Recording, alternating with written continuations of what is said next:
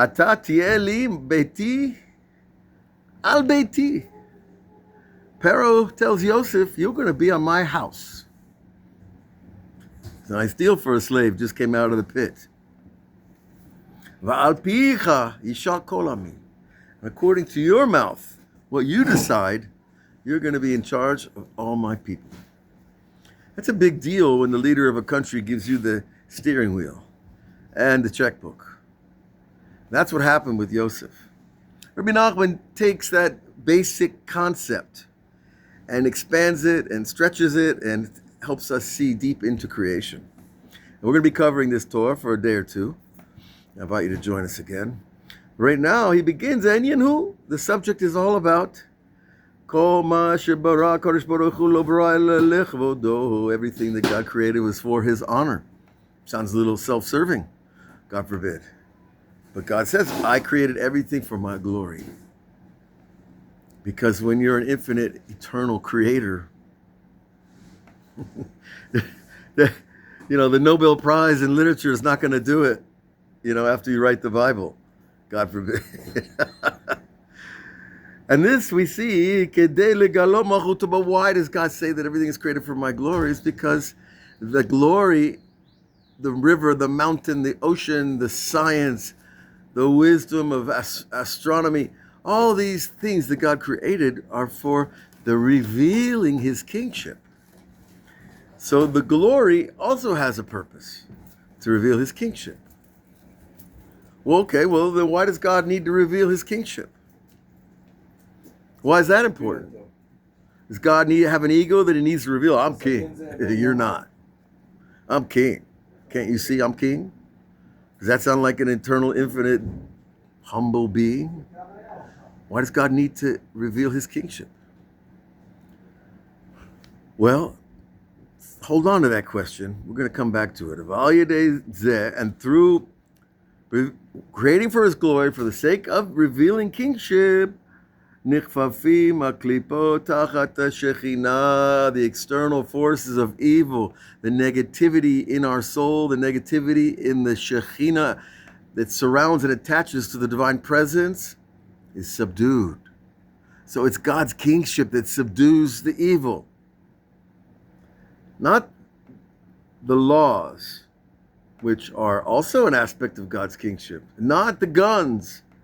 Because, look at the wars we're in. Are the terrorists really interested how much more weapons we have than them? Maybe on the inside, but on the outside, they don't show it.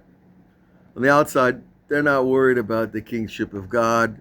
They'll talk about Alu Akbar, Kol Yom, that God is great, for me to use, for me to extend my influence.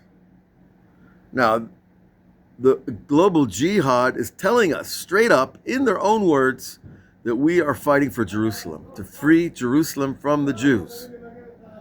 So they're being straight and honest. I don't know what we're answering quite clearly about that point, except, no two-state solution right now. Talk about it later. Let's see. But when we go further, he tells us, how does God reveal his kingship? When the Jews have Rav Tov, that means abundant goodness. That's when God's revealing his kingship to the rest of the world, because the world sees his kingship through the eyes of the success of the Jews.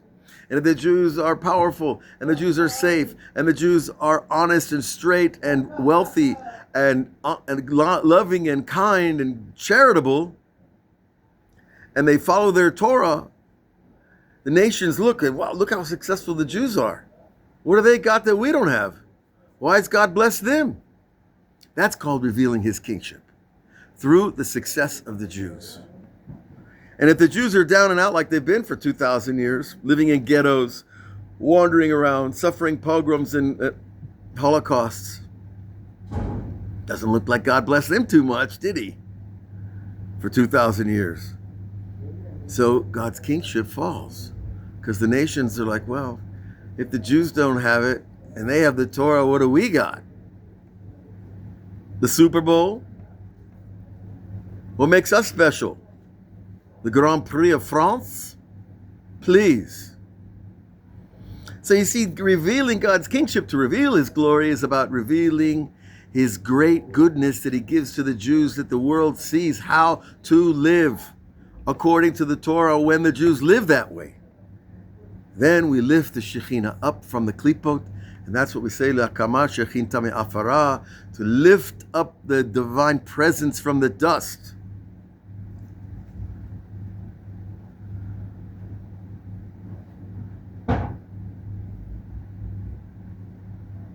And then the Goyim, the Rav says here, Az mudim kol echad ve'echad, and then everyone acknowledges, it says, Ki malchuto b'chol mashallah. His kingship is on everything. There's nothing untouched by God's kingship.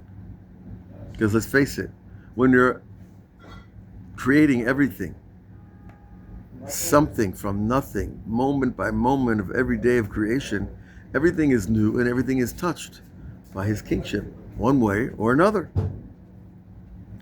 How